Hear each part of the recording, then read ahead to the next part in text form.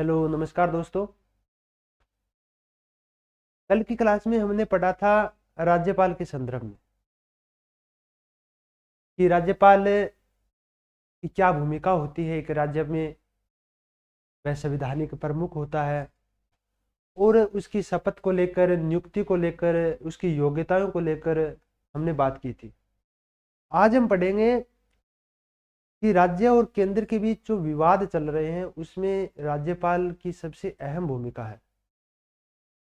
हम बात करते हैं कि केंद्र और राज्यों के बीच जो विवाद चल रहे हैं, अपने उत्तरी भारत के जो राज्य हैं उसमें तो बहुत कम देखने को मिलते हैं हमें, लेकिन जो साउथ के स्टेट है, दक्षिणी राज्य है, उसमें बहुत अधिक विवाद देखने को मिलते हैं हमें। तो राज्यपाल के पद को लेकर अनेक आयोगों का गठन किया गया और उन आयोगों के द्वारा क्या क्या हमें सुझाव दिए गए वो हम आज पढ़ेंगे।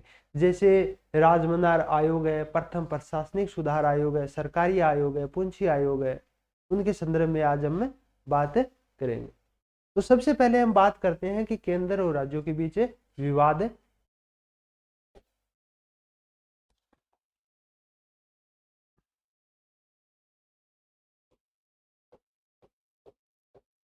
केंद्र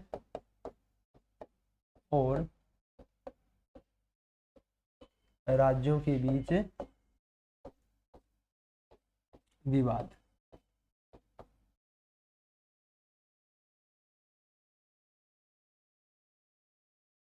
तो अगर हम बात करते हैं कि सबसे पहला विवाद राज्यपाल की नियुक्ति को लेकर है।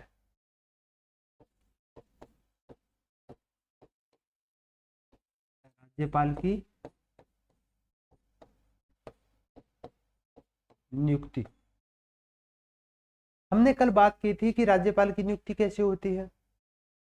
हमने आर्टिकल 155 में बताया गया है कि राज्यपाल की नियुक्ति है वो केंद्रीय मंत्री परिषद के परामर्श से राष्ट्रपति द्वारा नियुक्ति की जाती है राज्यपाल की। लेकिन उसमें हमने कुछ परंपराएं भी पढ़ी थी कि मुख्यमंत्री से परामर्श लेना अनिवार्य होगा, लेकिन केंद्र सरकार इस बात के लिए बाध्य नहीं है कि वह मुख्यमंत्री की सलाह को माने। इसलिए राज्यपाल, अगर कोई भी राज्य है, अगर किसी राज्यपाल को एक्सपेक्ट नहीं करता है कि हम इस व्यक्ति को राज्यपाल हमारे राज्य में नहीं बनाएंगे, तो जो केंद्र सरकार है वो थोप सकती है उस राज्यपाल पर, उस राज्य पर, उस राज्यपाल को। तो राज्यपाल की नियुक्ति को लेकर क्या है, विवाद है।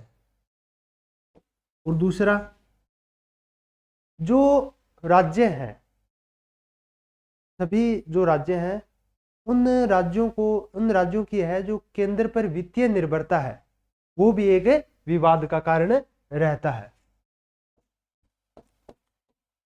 केंद्र पर राज्यों की वित्तीय निर्भरता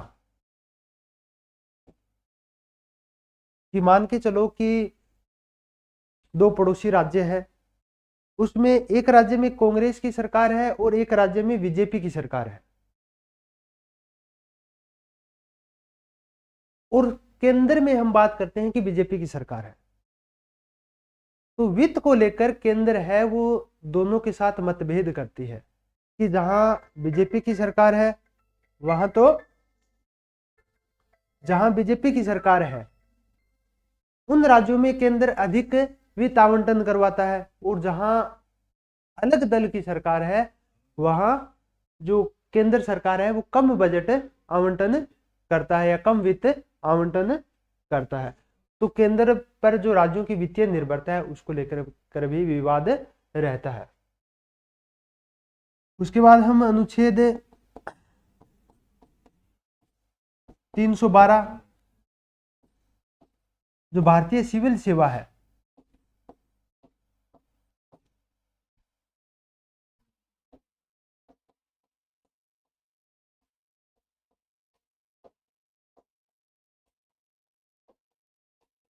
जो भारतीय सिविल सेवा है, जैसे आईएएस है, आईपीएस है, आईएफएस है, उनको लेकर भी विवाद रहता है राज्यों में, क्योंकि उनकी नियुक्ति है वो केंद्र सरकार द्वारा की जाती है और उनको हटाने का पावर राज्यों के पास नहीं है। उनको हटाने का पावर केंद्र के पास ही रहता है। राज्यों के पास एक पावर है क्योंकि उनका वो ट्रांसफर कर सकते हैं। और उसके बाद हम बात करते हैं अनुच्छेद 312 है।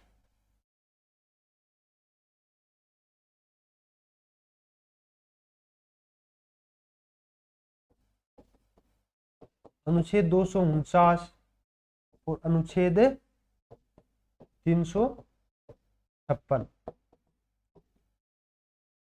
ये दो आर्टिकल और है, 249 और 356। यह आर्टिकल भी केंद्र और राज्यों के बीच विवाद को बनाने का काम करते हैं। जैसे 249 है, 249 में क्या है, कोई भी मान के चलिए जो अपनी अनुसूचियां हैं उनमें 7वीं अनुसूची में जो विषयों को बांटा गया है, कुछ विषय राज्यों को दिए गए हैं, कुछ विषय संघ को दिए गए हैं और कुछ विषय संवृत्ति सूची में, जैसे उन पर राज्यों का भी हक होगा और केंद्र और संघ का भी, केंद्र सरकार का भी कानून बनाने का अधिकार होता है। लेकिन 249 आर्टिकल है, उसमें ऐसा लिखा गया है कि जो राज्यों के विषय होंगे, अगर राज्यसभा यह कानून पारित कर दे कि उन पर्टिकुलर राज्य सूची का जो विषय है उसको राष्ट्र हित का घोषित कर दे 2/3 के बहुमत से, तो उन पर कानून बनाने का अधिकार किसका हो जाएगा, केंद्र सरकार का हो जाएगा। तो यह भी एक विवाद है। 356 राज्यों में आपातकाल लगाना राज्यपाल द्वारा, यह भी एक है। और एक और है कि राज्यों में सशस्त्र सेना की नियुक्ति करना, राज्यों में सशस्त्र सेना की नियुक्ति। अगर कोई राज्य नहीं चाहता है कि हमारे राज्य में किसी सशस्त्र सेना की नियुक्ति की जाए, तो भी केंद्र सरकार क्या कर सकती है, सशस्त्र सेना की नियुक्ति उस राज्य में कर सकती है। तो ये विवाद है राज्यपाल की नियुक्ति को लेकर और केंद्र पर जो राज्यों की वित्तीय निर्भरता है उसको लेकर। अनुच्छेद 312 है, अनुच्छेद 249 है, अनुच्छेद 356 है और राज्यों में सशस्त्र सेनाओं की नियुक्ति को लेकर। और उन विवादों के चलते अनेक आयोगों का गठन किया गया और उन आयोगों ने राज्यपाल के पद को लेकर और केंद्र और राज्यों के बीच विवाद को सुलझाने के लिए अपने अलग अलग सुझाव दिए। और जो वो आयोगों की बात करें, जैसे प्रथम प्रशासनिक सुधार आयोग हो गया, राजमंदार आयोग हो गया और पुंछी आयोग हो गया, सरकारी आयोग हो गया, अनेक आयोग आए और उन्हें सुझाव दिए और वही आज हम पढ़ेंगे।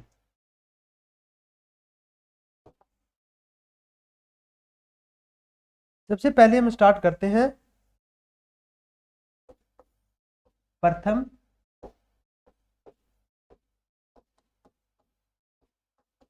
प्रशासनिक सुधार आयोग। प्रथम प्रशासनिक सुधार आयोग का जो गठन है वो 1966 में किया गया।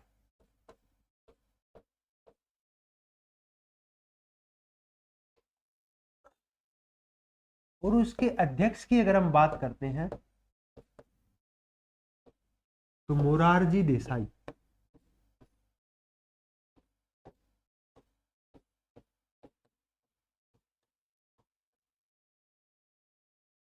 और उसके बाद अध्यक्ष बने के हनुमंतैया।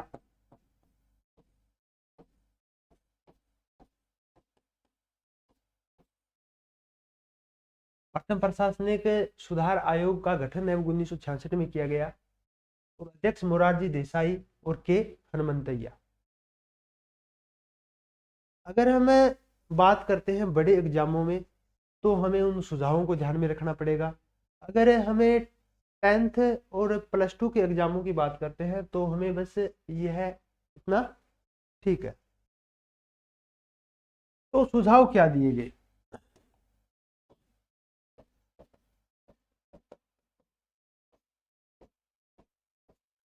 प्रथम प्रशासनिक सुधार आयोग द्वारा सुझाव दिया गया कि राज्यपाल है उस क्षेत्र विशेष का होना चाहिए। जिस राज्य में राज्यपाल को नियुक्त किया जाता है वो उसी राज्य का होना चाहिए। राज्यपाल उस क्षेत्र विशेष का होना चाहिए। राज्यपाल है वो क्या होना चाहिए, उस क्षेत्र विशेष का होना चाहिए। और उसके बाद कि सशस्त्र सेनाओं की नियुक्ति है वो मुख्यमंत्री के परामर्श से की जानी चाहिए। सशस्त्र सेनाओं की नियुक्ति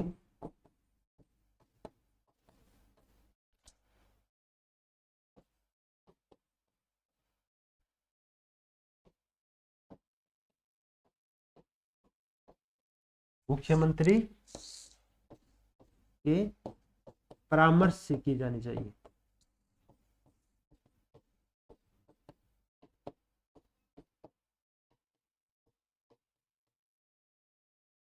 कि राज्यपाल उस क्षेत्र विशेष का होना चाहिए और सशस्त्र सेनाओं की नियुक्ति है वो क्या होनी चाहिए, मुख्यमंत्री के परामर्श से होनी चाहिए। उसके बाद हम बात करेंगे अगला आयोग राजमन्दार आयोग।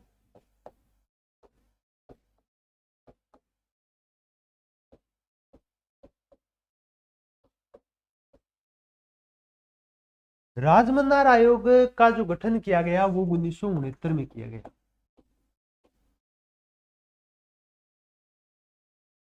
और यह उस तत्कालीन तमिलनाडु के मुख्यमंत्री एम करुणानिधि के निर्देशन में गठन किया गया। और इस आयोग के बाद जो विवाद है वो और अधिक बढ़े और इस आयोग को काउंट करने के लिए उसके बाद 1983 में इंदिरा गांधी द्वारा सरकारी आयोग का गठन किया गया था। जैसे हम बात करते हैं कि इसका गठन किसके द्वारा किया गया, एम करुणानिधि। कौन थे ये, तमिलनाडु के मुख्यमंत्री थे। और उसके अध्यक्ष कौन थे, पीवी राजमन्नार।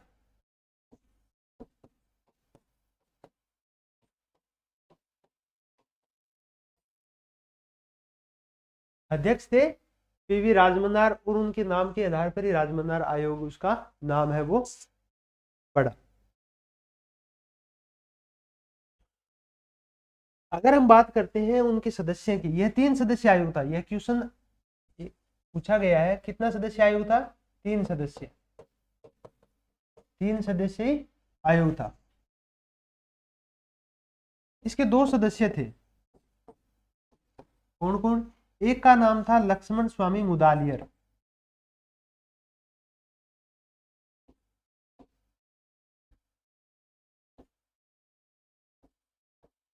लक्ष्मण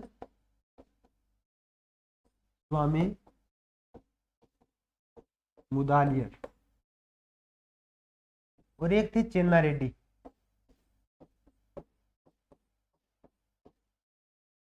ये वही चेन्ना रेड्डी है जो अपने राजस्थान के राज्यपाल भी रह चुके हैं। राजमन्नार आयोग का गठन 1969 में किया गया था। 3 सदस्यीय आयोग था। गठन एम करुणानिधि तत्कालीन ये तमिलनाडु के मुख्यमंत्री थे, उनके निर्देशन में गठन किया गया था। और अध्यक्ष उसके थे पीवी राजमन्नार और 2 सदस्य थे लक्ष्मण स्वामी मुदालियर और चेन्ना रेड्डी। अब हम बात करेंगे सुझावों की। जो राजमन्नार आयोग ने सुझाव दिए उन्होंने केंद्र की लगभग लगभग शक्तियां हैं वो राज्यों को दे दी।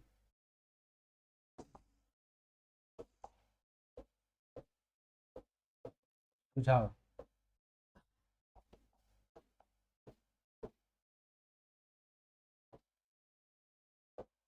सुझाव दिया राजमन्ना आयोग ने कि 7वीं जो अनुसूची है जिसमें विषयों को बंटवारा किया उसमें संशोधन किया जाना चाहिए।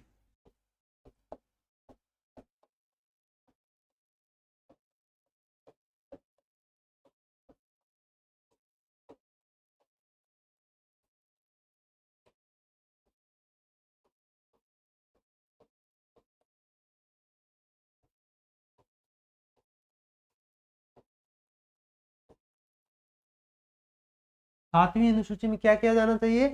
संशोधन। क्या संशोधन किया जाना चाहिए कि जो अवशिष्ट विषय हैं,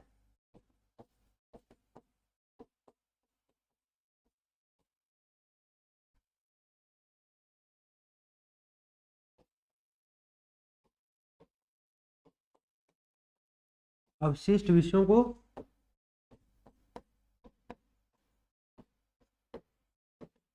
राज्यों के अधीन किया जाना चाहिए।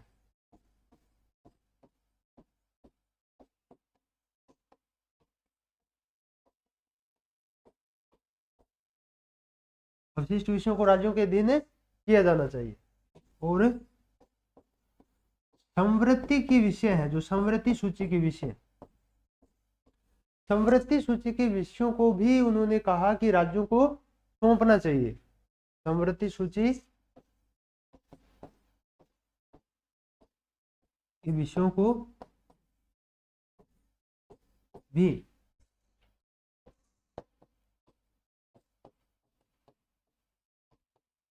राज्य सरकार को सौंपना चाहिए।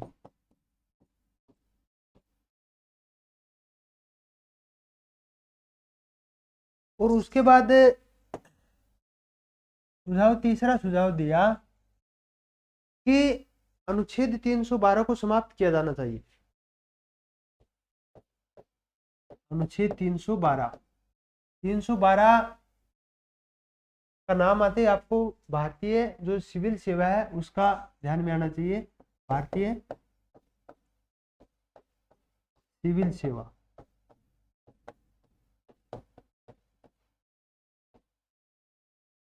अनुच्छेद 312 को समाप्त किया जाना चाहिए। राजमन्ना आयोग ने कहा कि हम अनुच्छेद 312 को समाप्त करके और जो हम राज्य की एक अलग सी सिविल सेवा बनाएंगे, जिनमें से आईएएस और जो अधिकारी होते हैं, जैसे एसपी होता है, जिला कलेक्टर होता है, वो राज्य खुद से खुद क्या करेगा, उनकी नियुक्त करेगा। वो केंद्र सरकार है हमारे राज्यों पर नहीं थोपेगा। इसके तहत कहा गया था कि अनुच्छेद 312 को क्या किया जाना चाहिए, समाप्त किया जाना चाहिए। उसके बाद अनुच्छेद 249 अनुच्छेद 249 को भी समाप्त किया जाना चाहिए। अब अनुच्छेद 249 को समाप्त करने के लिए क्यों बोला कि 249 में क्या है? 249 में लिखा हुआ है कि जो राज्य सूची के विषय हैं, राज्य सूची के विषयों पर, राज्य सूची के विषयों पर राज्यसभा 2/3 बहुमत से राज्य सूची के विषयों पर राज्यसभा 2/3 बहुमत से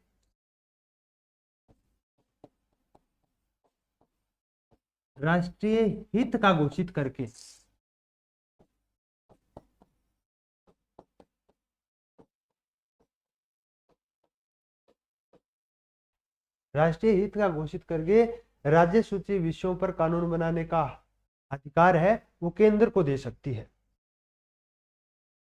राज्य सूची के विषयों पर राज्यसभा की 2/3 बहुमत से राष्ट्रीय हित का घोषित करके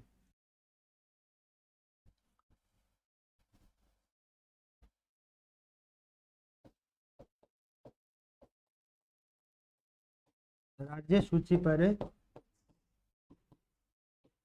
कानून बनाने का अधिकार।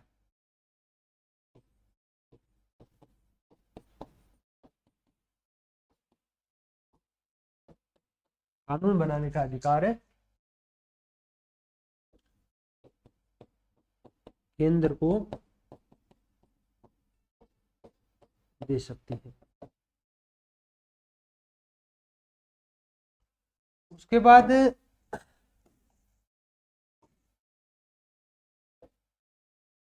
एक और सुझाव दिया गया कि जो सशस्त्र सेना है, सेना की नियुक्ति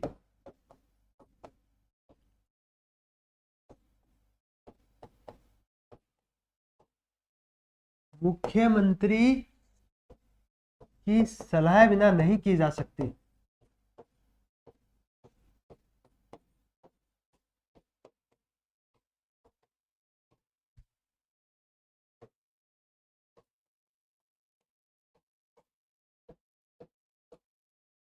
ये जो सशस्त्र सेना की नियुक्ति है वो मुख्यमंत्री सलाह बिना नहीं की जा सकती।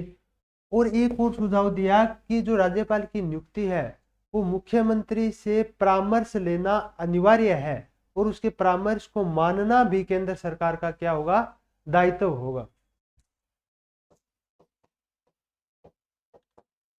राज्यपाल की नियुक्ति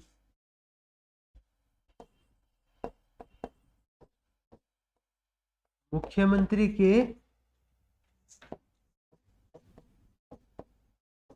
परामर्श से ही होगी। परंपरा तो है कि मुख्यमंत्री से परामर्श लेना जरूरी है, लेकिन उनकी परामर्श को मानना केंद्र क्या है, बाध्य नहीं है। लेकिन उन्होंने, राजमंदार आयोग ने सुझाव दिया कि मुख्यमंत्री की परामर्श को मानना केंद्र क्या होगा, बाध्य होना चाहिए। उसने परामर्श को मानने पर दबाव डाला कि राज्यपाल की नियुक्ति मुख्यमंत्री के परामर्श से ही होगी। तो ये राजमंदार आयोग के जो सुझाव थे वो हमने पढ़े। 7वीं अनुसूची में संशोधन किया जाना चाहिए। क्या संशोधन 7वीं अनुसूची में? जो अवशिष्ट विषय है और अवशिष्ट विषय के अलावा जो समवर्ती सूची के विषय है, अवशिष्ट सूची के अलावा जो समवर्ती सूची के विषय है उन पर कानून बनाने का जो अधिकार है वो किसका होना चाहिए?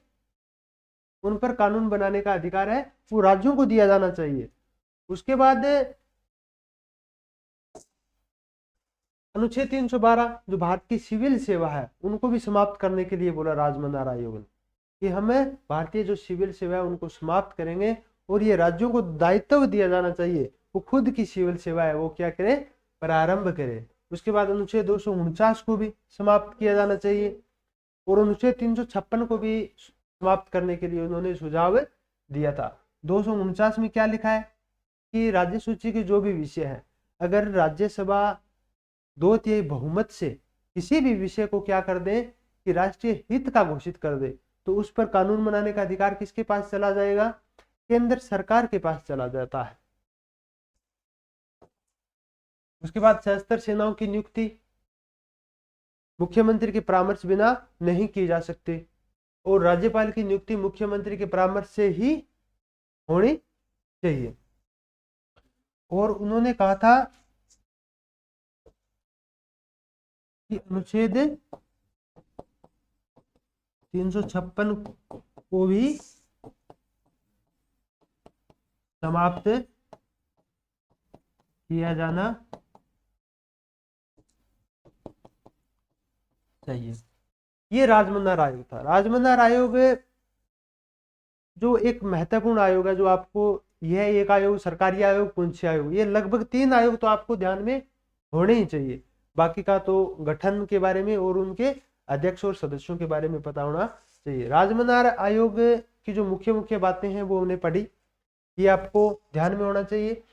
उसके बाद हम अगला आयोग है वो आनंदपुर साहिब आयोग, जो पंजाब सरकार द्वारा उस समय लागू किया गया था। आनंदपुर साहिब आयोग, और यह 1973 में गठन किया गया था। और यह पंजाब सरकार द्वारा इसका गठन किया गया था, इसका पंजाब सरकार द्वारा।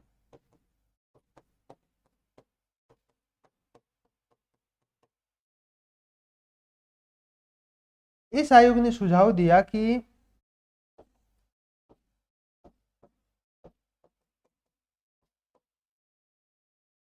ये जो संचार है, विदेश है, मुद्रा है, संचार, विदेश, मुद्रा, सेना, संचार, विदेश, मुद्रा, सेना और सीमा,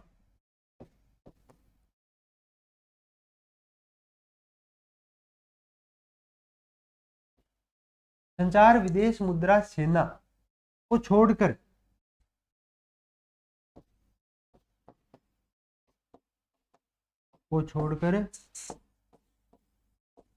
सभी विषयों पर कानून बनाने का अधिकार।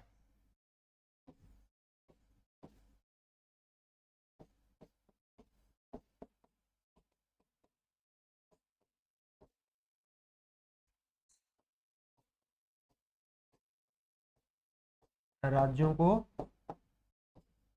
मिले। ये आनंदपुर साहिब आयोग द्वारा प्रस्ताव दिया गया था।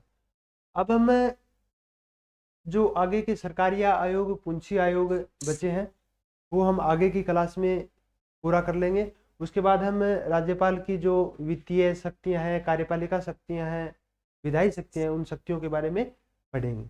धन्यवाद।